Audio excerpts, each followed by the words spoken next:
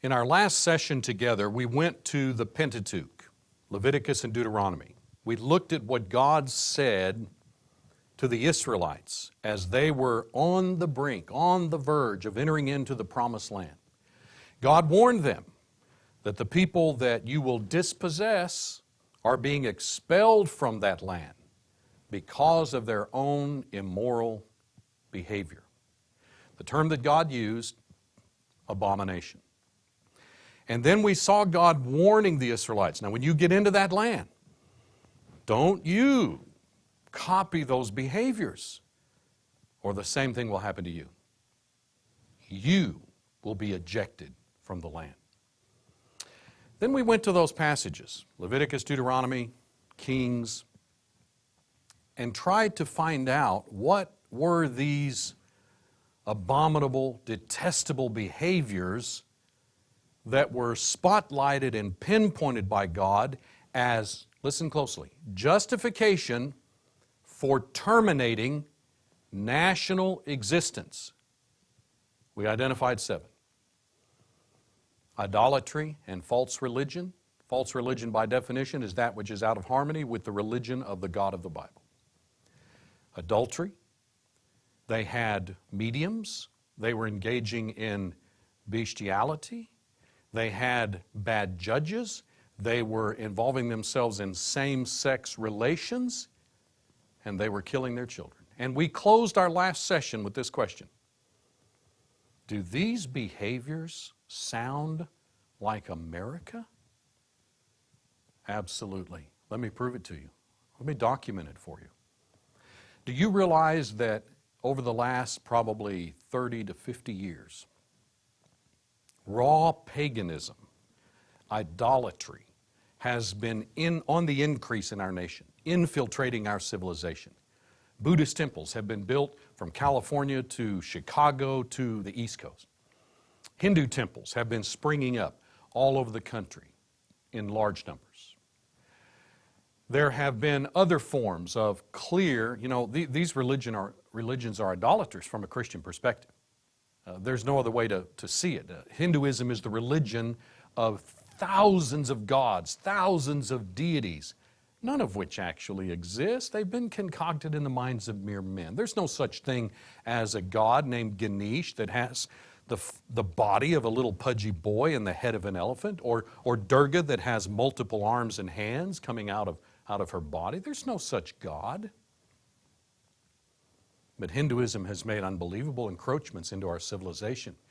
In fact, non-Christian religions have mushroomed in America in the last 30 to 50 years. Pure idolatry and false religion. But that's not the only kind of idolatry that we have had in our country in recent years, seemingly expanding all the time. Do you remember what Paul said in Colossians chapter 3, verse 5, when he told Christians that they're people who have put to death members which are on the earth, that is, their bodily passions, fornication, uncleanness, passion, evil desire. And then he says, and covetousness, which is idolatry.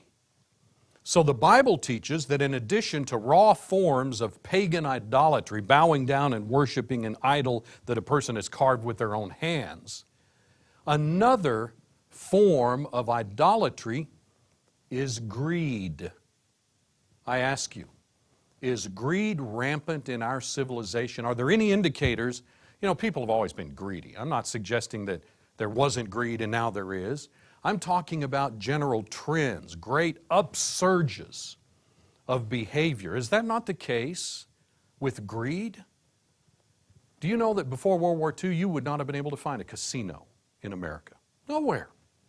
Las Vegas didn't come until after World War II. And now casinos are springing up around the nation. So it's not just Vegas, it's a host of other places as well. And think of all of the other forms of gambling. State by state by state has legalized the lottery. We didn't have that at the beginning of our country because the founders said, according to the Bible, gambling is a vice. It is an evil, immoral behavior that will cause civilization's moral fiber to unravel. And yet we have now states sponsoring, promoting, and encouraging people to gamble, which generally harms the poor people of our society. And think about the forms of idolatry that we have, for example, in what we call reality TV, where people will subject themselves to the most demeaning behavior. You know, like lying in a box with a bunch of cockroaches or whatever. They're willing to go through all sorts of things, and people think that's entertainment. And why are they willing to subject themselves to such indignities? Money. Money. The thirst, the hunger, the lust for money in order to get ahead, they think, financially. And so it is with other forms of idolatry in our society. What about the fact that we've got Hollywood? You know, Hollywood didn't exist at the time of the founders. In fact, that didn't exist till the 20th century. And yet, is not our civilization crazed? Do they not idolize actors and actresses? Oh, we have a program called American Idol. I mean, the very name of it indicates that we're talking about idolizing people simply because what? They can sing a certain way or dance a certain way. And likewise, we idolize sports figures. There are sports figures that people idolize. We have idolatry in our nation. I mean, a level of idolatry that's unprecedented in America. You wouldn't have found the majority of Americans caught up in all of this idolatrous activity 150 years ago. This is clearly a prominent characteristic of America today. We are an idolatrous nation. What about adultery?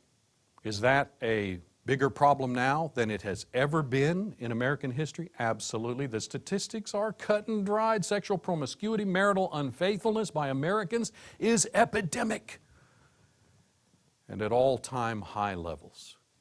Did you know every 9.5 minutes someone in the U.S. is infected with HIV? Would you believe me if I told you that more than 1/4 of New Yorkers have contracted genital herpes?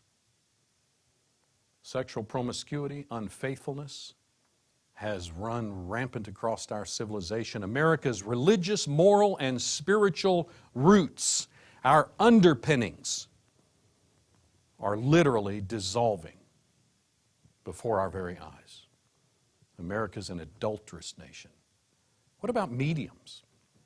I remember as a child in the 60s suddenly hearing about this activity, you know, fortune tellers and palm readers, and then over the years we've had the Psychic Network and Sister this, Sister that, Sister Julia, Psychic Friends Network, Psychic Hotline, Mystic Psychic Network, crossing over. We have all of these places where you can go and have your astrological forecast depicted for you and so forth. Folks, there's always been some of that, but it has tremendously increased in our country just in the last half century. In fact, a 2005 Gallup poll of Americans indicated that 3 in 4 Americans believe in the paranormal in one form or another.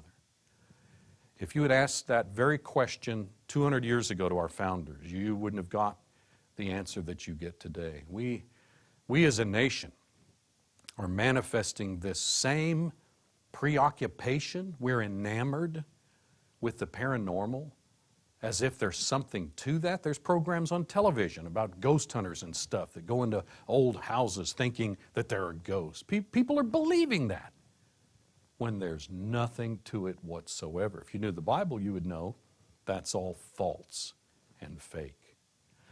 What about this horrible, almost not even to be mentioned, behavior of bestiality? Do you know that a whole vocabulary has developed in recent years in our country? Zoophilia, defined as sexual attraction by a human to a non-human, to an animal. And if you have any problems with that, you are called an anti-speciesist.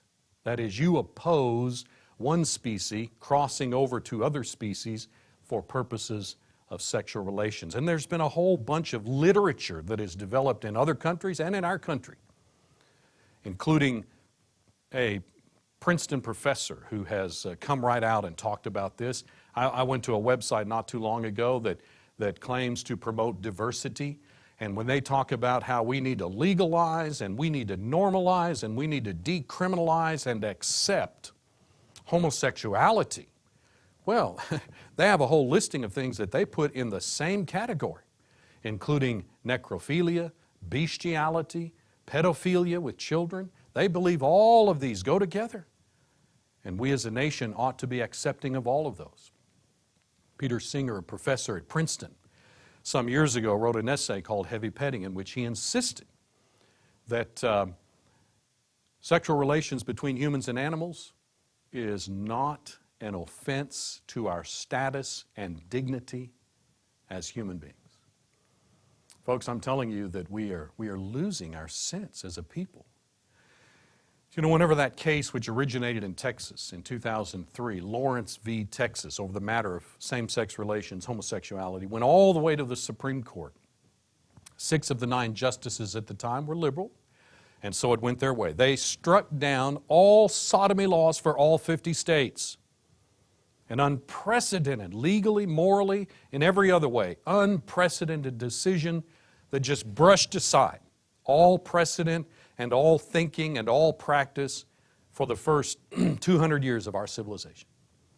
Now that's not interpreting the law, that's rewriting it. That's enforcing one's own agenda. But the 3 dissenting justices, Justice Scalia, who wrote the dissenting opinion, and he was joined, of course, by Clarence Thomas and the then Chief Justice Rehnquist.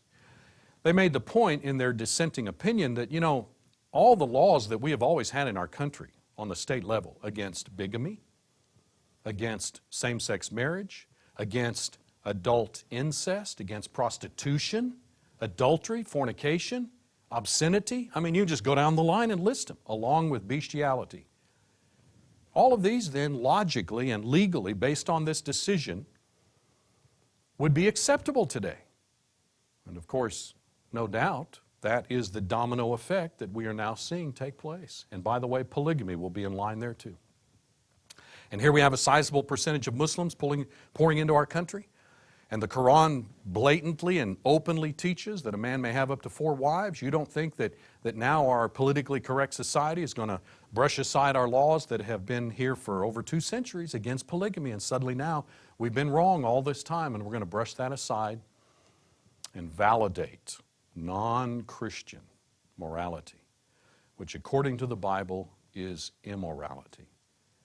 What a tragic day that we're living in, that we are reproducing, that we are copying the very behaviors that caused the Canaanites and a few hundred years later the Israelites to be expelled from the land of Canaan.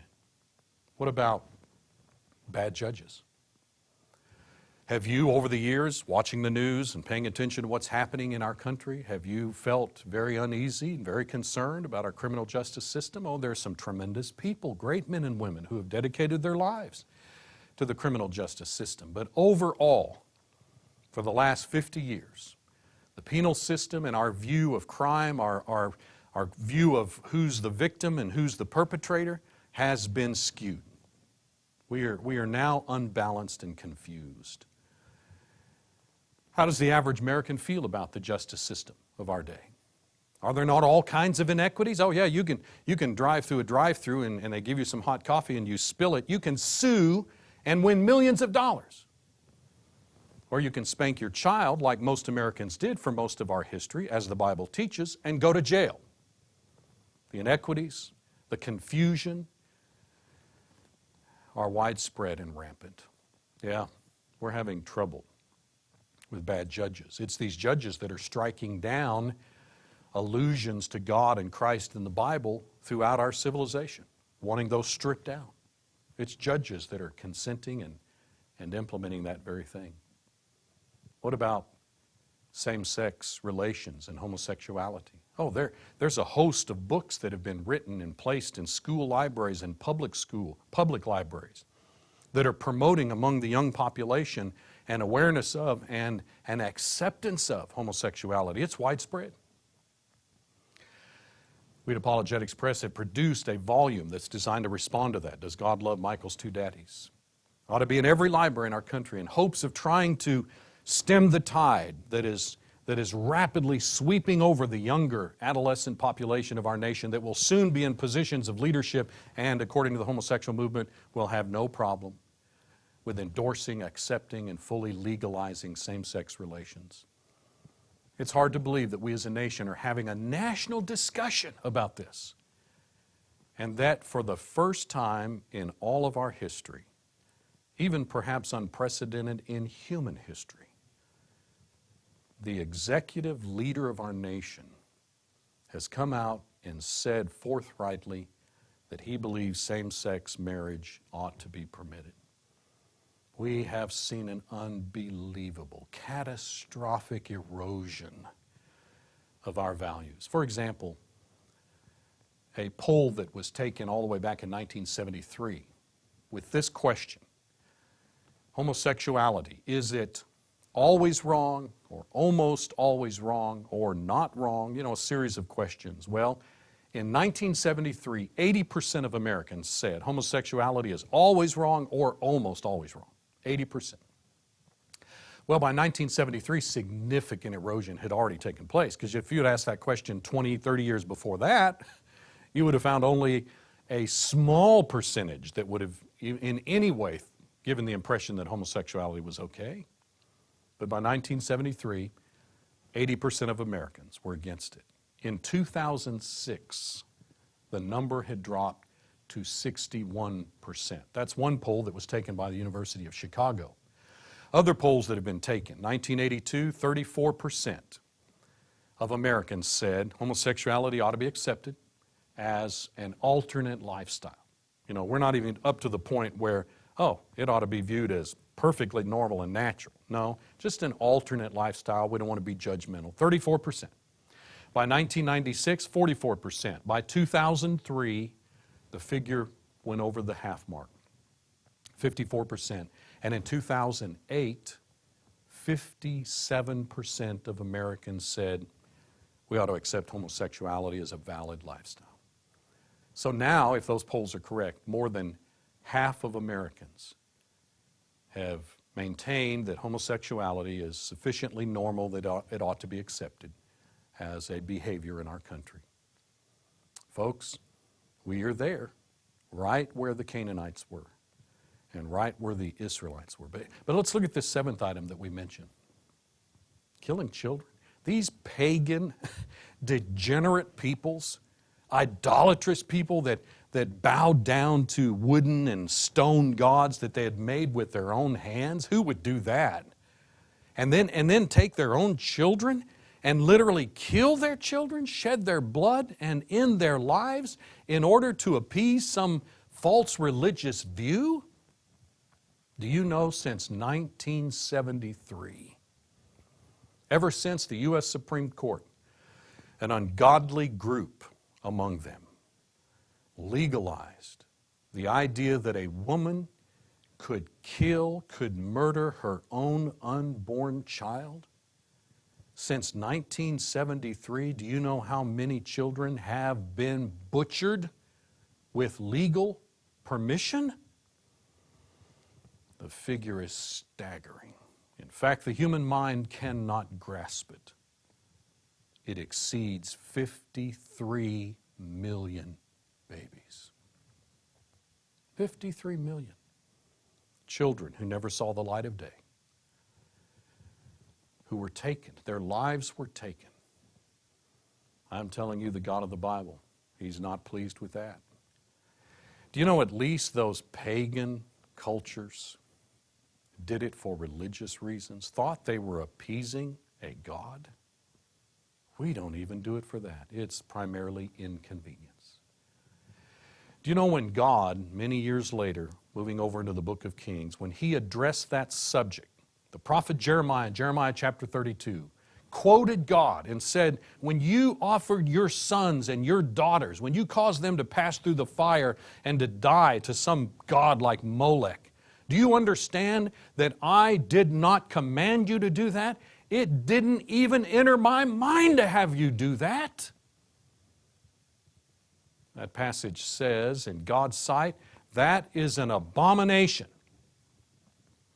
Do you understand that our streets, the streets of America, are flowing with the blood of innocents? God's not going to let that pass, not the God we read about in the Bible. I've gone through 7 moral behaviors. The very behaviors that God said, this will cause a land to vomit out its inhabitants. And we are right there. I mean, not just dabbling in it. We have jumped full force, full-fledged into this cesspool of immorality. I'm telling you, America has lost her moral compass. Spiritual wickedness is rampant. Our moral, spiritual, and religious roots are withering and decaying. Indeed, we're imploding as a nation. We're imploding. Do you know in 2 Kings chapter 21, the inspired writer made this comment regarding one of the kings and the population at the time. He said they paid no attention. Manasseh the king seduced them to do, listen to this. Now these were supposed to be God's people, a little more enlightened than your rank and file worldly people.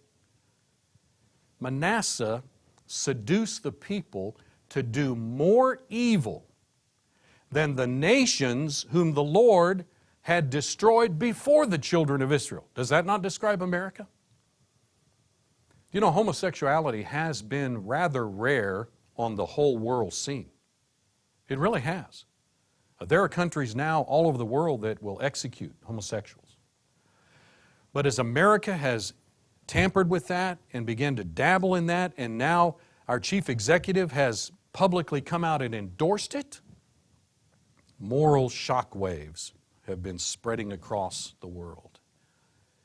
And you can count on the fact that so many nations look up to America, look to America for leadership, who are very impressed and very influenced by America's directions. There's going to be a spread of this all over our world.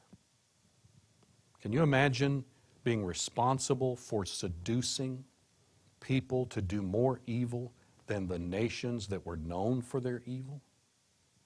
And that passage says that the Lord spoke by His servants, the prophets, saying, Manasseh has done evil. He has committed these abominations. There's that word again, 2 Kings 21, 8 and following. Because Manasseh, king of Judah, has done these abominations, he's acted more wickedly than all the Amorites who were there before him. You know what God said? 2 Chronicles 28, verse 19. The Lord brought Judah low because of these kings, Ahaz, Manasseh. In the case of Ahaz, you know what he did? He, according to 2 Chronicles 28:19, he encouraged moral decline in Judah by being continually unfaithful to the Lord. Hollywood's been doing that all over the place. They are constantly encouraging moral decline. Sadly, many of our political leaders and even religious leaders that embrace and endorse and give their official sanction to some of these immoralities, all of them guilty of encouraging moral decline.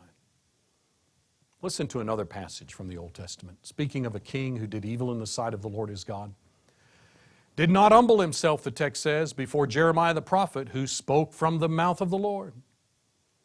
He also rebelled against King Nebuchadnezzar, who had made him swear an oath by God. But he stiffened his neck, hardened his heart against turning to the Lord God of Israel. Moreover, the text says, all the leaders of the priests and the people transgressed more and more, listen to this, according to all the abominations of the nations, and defiled the house of the Lord, which He had consecrated in Jerusalem. Notice then, You've got political leaders, you've got religious leaders, and you've got the rank and file of the population. They're stiffening their heart. They won't humble themselves before God.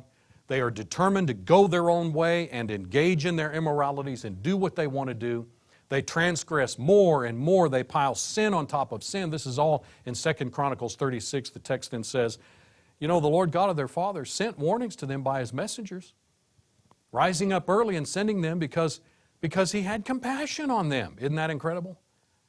Why has God delayed the well-deserved punishment of our nation? Because He has compassion on us.